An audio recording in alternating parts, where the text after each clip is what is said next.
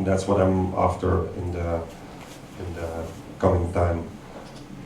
Now, with a group of artists, and I think it's interesting for you to know this, with a group of artists in the Southeast Asian area, they try to make an arisan. Arisan is too complicated to explain for you now, but they try to make a collective pot for a different group of artists, initiatives, and they do that, for example, with tree, and another group does it as well with tree, and another group does it as well with tree. So you see different methods of a collective pot, and that's an interesting thing they do.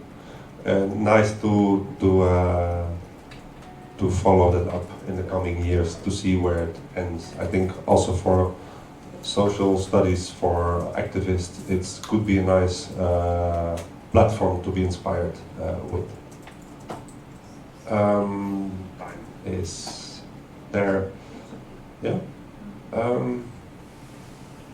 Another challenge for us artists is the positioning and the articulating. Ketemu project is a project or a group of people in Bali. Budi, I forgot his full name, but Budi Agung Kusbara is a kind of successful artist with collage, but together with his wife Mintio, they have a group where they work with disabled people. So working both as an individual artist and initiating a community practice, he wondered how to deal with the representation of the community practice. So they work with disabled people, and he has his own practice, but he's like struggled, like how can I, this community practice, how can I bring that into the art world? Because it happens on specific places. And I talked to him and I said, like, you can just bring it as art, a representation of something which has happened, without context understanding, without actually knowing what it is, but it's already kind of nice because you work with disabled people. I don't think we should buy them. You could also see it not as art and just say like, that is something that comes with my person. I have my art practice, but I also strongly invest my time in these collaborations. That's also what you as a researcher could say, like, I don't want to write every time with it, I just want to spend my time in a farm, an ecological farm. That's fine. You don't need to always write about something, you also can like just engage with something in a practical way. You can also just join as a volunteer, I said. Like other people do it and you can join as a volunteer. And what you also could do is these strategies that you do with different disabled people, you can read the system of a museum where you're exposing or having an exhibition and try to implement methods, ways of how you work with disabled people. You can try to implement that in a museum. So to influence the museum by the ways that you're doing somewhere else, that's also an important thing. So that means something for the position of the spectator. Maybe nobody of you is an artist, or maybe some, but most of you not. So if you go to an exhibition, you are a spectator. What you can do is you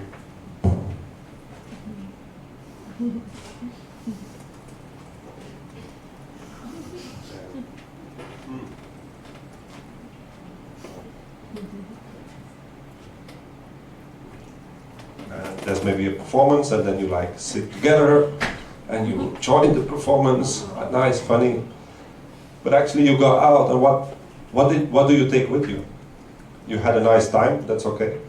But you actually are just a kind of passive observer. And we have to find another way of how to treat this passive observer. And I think for you it's the same. You have to find, I do believe, you have to find a role of your reader. Who is your reader and how does the reader come to your text? I think that's a big challenge for us in this period of time.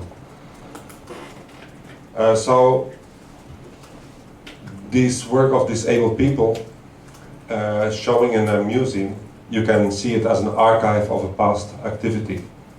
So you're not the direct audience.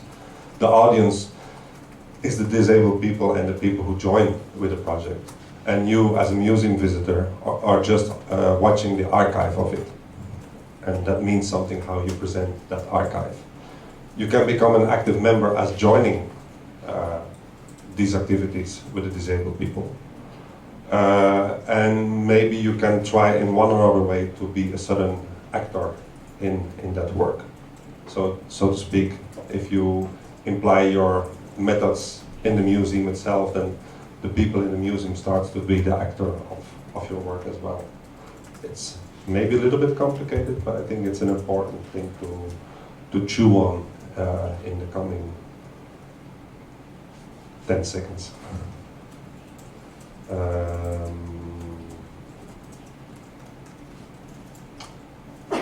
Just a nice sentence. If I take care of you, others will take care of me.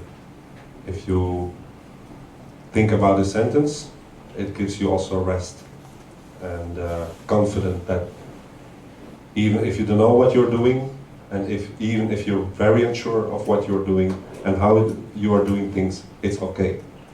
Because you are taking care of something and others will take care of you. And I think it's a comfortable quote. I will not explain the other part. Understanding mutual assistance. For me, collective intelligence is the main thing. So if I write an article or if I give a lecture, I prefer other people talk as well. This is a bit, I ask some help with the numpang. But I prefer to talk together, so that's why I was here in the first part of the lecture. That's an important thing. There's collective intelligence. And it's in my belief and my hope, collective intelligence means also the intelligence of plants and nature around us. So it's not intelligence of humans, but also of other organisms around us. And that's my hope, that this perspective of giving up nature-culture divide, that by that nationality can dissolve as well, and that there's no issue about race whatsoever. But that's maybe too naive and hopeful thought, but I think that's important. How to value unvalued intelligence. We have to learn much more about rural knowledge. We have to maybe learn about supranatural knowledge. That's also an important kind of thing. And if people ask me in Indonesia to study a master or another study, I say always consider Sri Lanka, consider Thailand, consider a country nearby in the region. Because if you study something, then maybe, for example, they also have temples. And through understanding that the difference of using a temple, not in your study, but by walking around in the neighborhood, you have a better understanding of the things that you study. And I think that's an important thing. The value of rural knowledge, or the value of, I don't know, it's not a correct word, Southeast Asian knowledge and practices are so rich. And that's maybe one of the reasons that I prefer to talk about this region, although I know little about it. But the region is so rich with so much knowledge about how to do things, that it's important to show that and to maybe study in your region. And most of you do that through Taiwan. That was also one of the reasons that we talked. Like, where are you studying? Are you studying there? And they have a master program, and it's like a mix of people, and I was interested. And that's why I wanted to come to visit here, and then that's why I came to sit on this quite comfortable seat. And I should be more proper. And I think that's a nice moment of ending the talk. Maybe to share with you that we already shared that Ruang Rupa, which is an artist collective from Indonesia, will run the Documenta in Kassel. And Documenta Kassel is, so to speak, the most important kind of art exhibition of the world. It takes place every 5 years in Germany, in Kassel. It's for the first time that a collective runs it. It's for the first time an artist runs it. And it's for the first time that an Asian person runs the Documenta. So it will be a very interesting one, a challenging one, because you can say the question is Ruang Rupa able to translate their concerns and what they are busy with, or their perspective, into a global art context? Or will Germany be able to host something like that? Of course it will fail. Of course it will fail. Maybe a lot of people say it's not a good Documenta, but it will be for sure a very interesting Documenta to understand exactly these kind of things. So we can critique Rumrupa on doing the Documenta, but we can also like walk together and understand what they are doing and understand ourselves, our place in the global world. And what I wanted to share is that they want, one of the main things is Lumbung, and Lumbung is a kind of rice barn. It's like where the community stores the rice, the rice that's grown by the community, or like an extra stock. Later you can explain it better, or diverse models of Lumbung. But that's what they want. They want to install kind of Lumbungs in an abstract way. Like, what is a collective pots? What is a collective place for exhibiting? What is a collective place for exchanging knowledge? So, locating exchange is for me as an artist, in what other places are interesting places to show my work, or to share my work, or to build my work, or to just be an assistant of other people. And I think it can also be for you, where do I want to write my article? With whom do I want to write my article? Where do I want to publish my article? I think it is good to think of the Lumbung. What kind of Lumbung is good for me? Done. I will not go into this slide. No, the final one was this one. How about the final, the next final, after the final? Carrying imaginative? No, I think this, it talks about me, so that's not so important. We can stop there and then open up for discussion. Then people can read the next slide. Yeah. So, I think we have half an hour for discussion. Any question or comment or other thoughts? Yeah, go ahead. So one of the things that just kind of popped into my head is, as you were talking, was actually just to ask you where your practice is right now, because I know you're here in Taiwan right now, and at the Bamboo Studio? Yes. Bamboo Curtain Studios. Yeah. So I don't know if that relates at all to what's on this slide, but my first thought is just where is your practice now, and how does this current phase relate to what you've just talked about in terms of Indonesia, and how do you see this relationship? And yeah, that's a good one. I came here by suggestion by friends to come to here, and after writing a book, it's quite a hard thing for me. I'm not a good writer. I had luck that I had a good editor. That helps a lot to make a clear book, or a book readable. And I think the book is really readable and inspiring, thanks to the editor and some other friends who support me. So actually I'm here to see if I can write a new book, or maybe do a PhD. And I think there's a need to understand a practice that of, for example, Walk the Rock, who does like credit works in the art world and think like I do it outside of the art world. I think it's good to define these practices with clear examples, and also to give words that give some confidence. A difficult thing is that as a writer or a researcher and as an artist, you want to be accepted or renowned for what you do. So that means also that you want to appear in certain magazines, or that you want to appear in certain kind of exhibitions, or that certain people know you. But this this quest for me for changing the practice is a hard one, because then maybe you have to give up that, or the money or the income that comes from these magazines or the art places.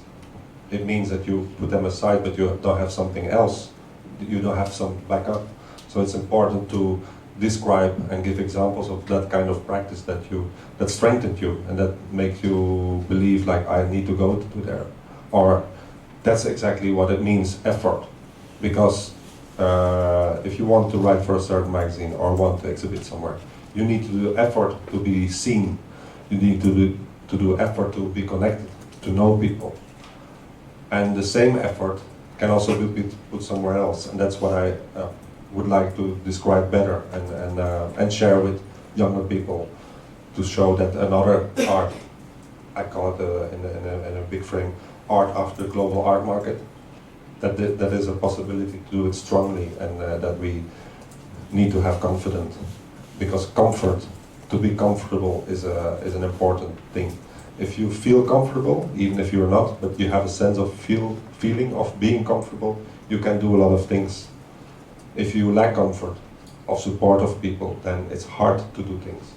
So that's maybe I want to write a book or do a PhD to comfort like-minded people from different kind of practices.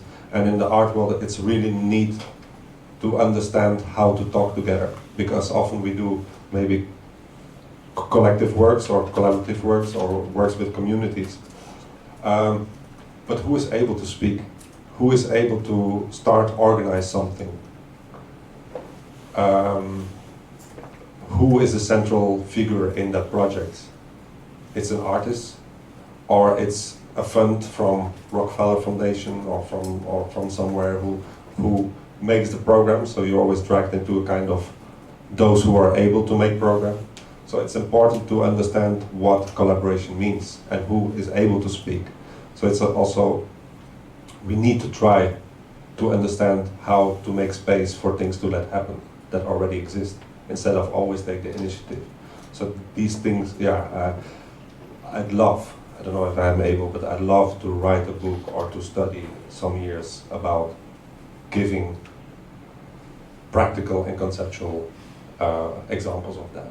And at home, because I think the second part of the question is how do you do that practically, and I think that's important. At home we have a house, of course, luckily. I'm happy to have a house or a roof above my head. Short version.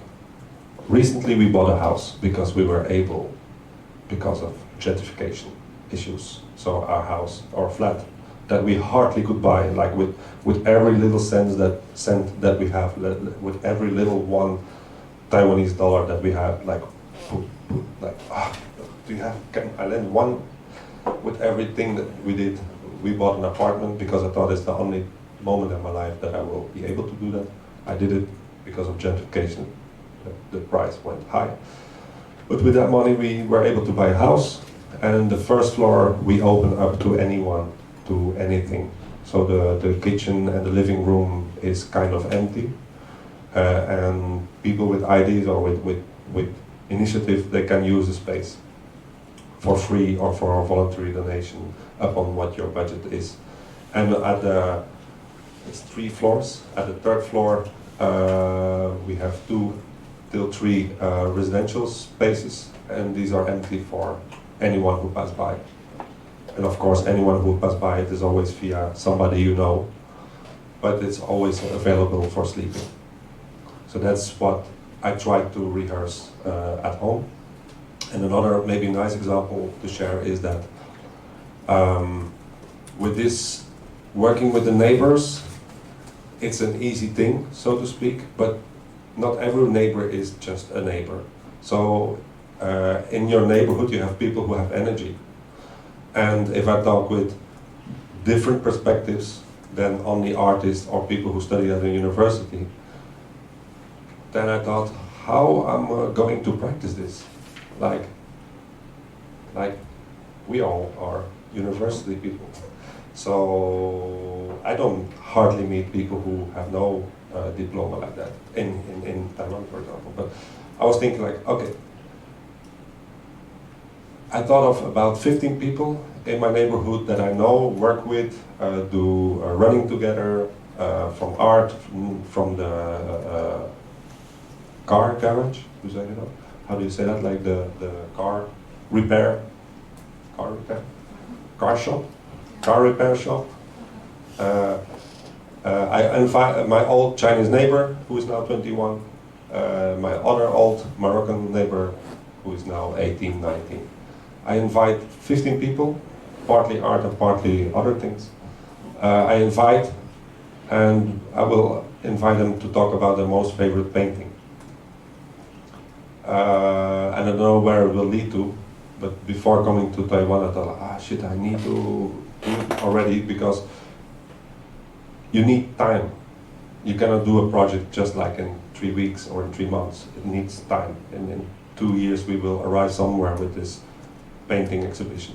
But already there, if you take care and generously invite them with food and with the drinks, you see that people feel, this was a nice meeting.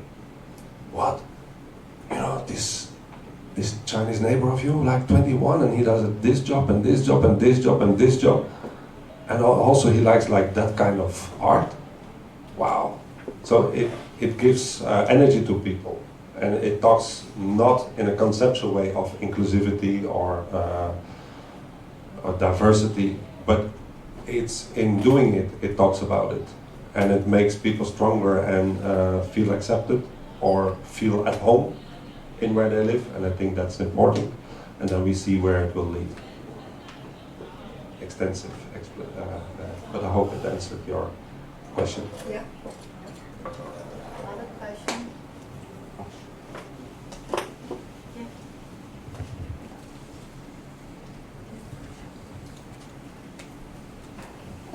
Hello, Reinaart. Thank you for the presentation.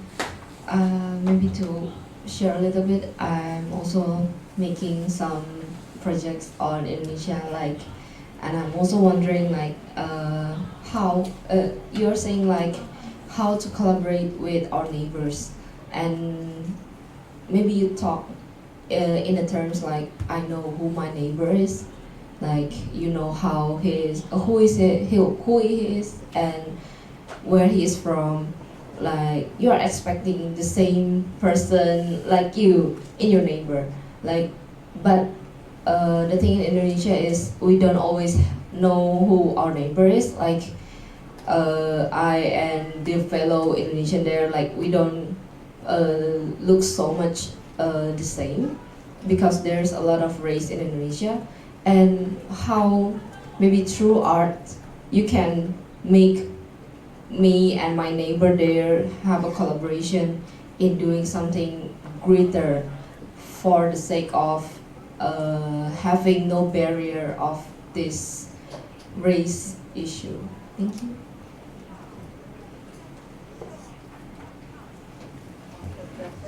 Maybe I add up a little bit, because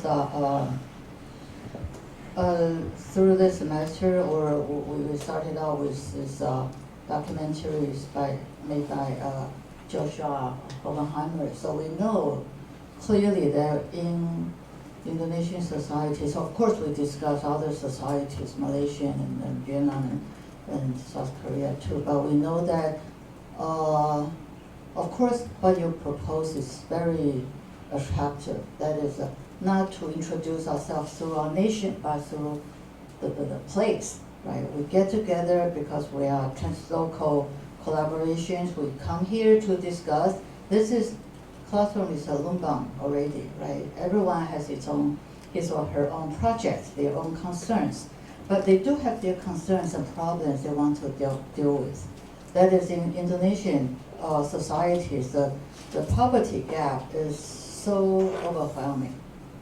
And people suffer their poverty, and they had to move out to work as domestic helpers or factory workers, and they could not share the neighboring connection in other cities. But within Indonesian societies, if it's not in Jakarta, maybe it's a more open, tolerant society. In other places, in rural villages, there might be many discrimination and also hostility, open hostilities. Okay, not to mention all these regulation rules and everything that's still very discriminating. So how do we deal with these difficulties? You said, do not fight Trump, let's speak together. That's actually, to be able to speak together, it's an act of a political act. That is police, we speak together with everyone, but there are people who cannot speak, who are not allowed to utter, or who are not heard. So what's your opinion about this? Yeah. Yeah, there's two aspects.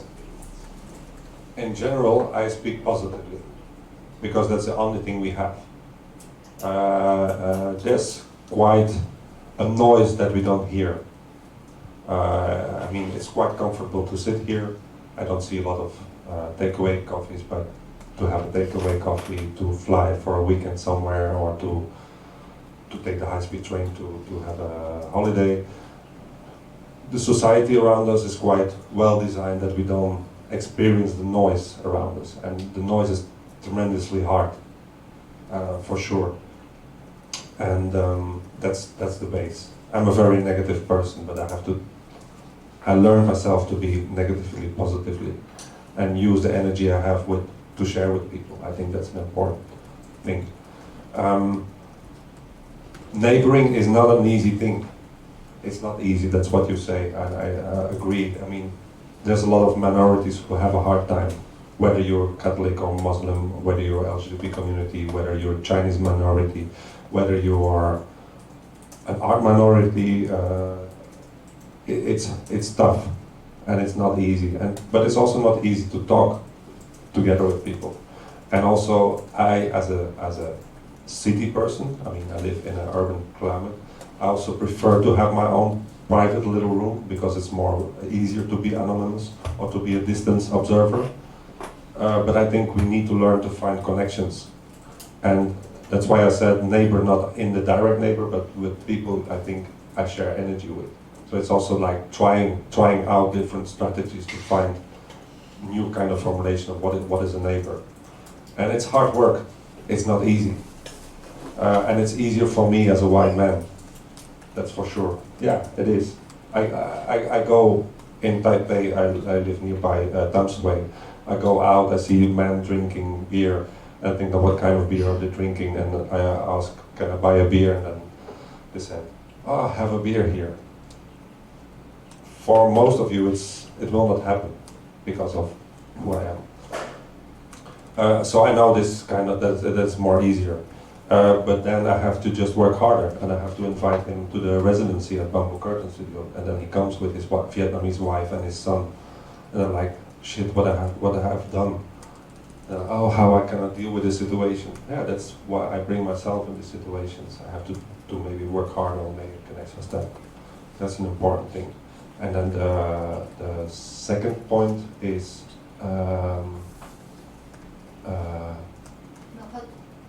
there was a second point that you mentioned.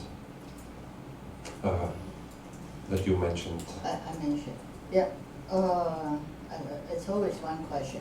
How do we really come out of our comfort zone and to confront or to meet other people who are different from us, right? So even if we are the discriminated or excluded, unheard person, how do we manage to collaborate with other people? How do we loosen up or break through these barriers between us and the other people, maybe the majority? We could be excluded because of different reasons: ethnicity, skin color, gender differences, sexuality orientation, or poverty, or other things.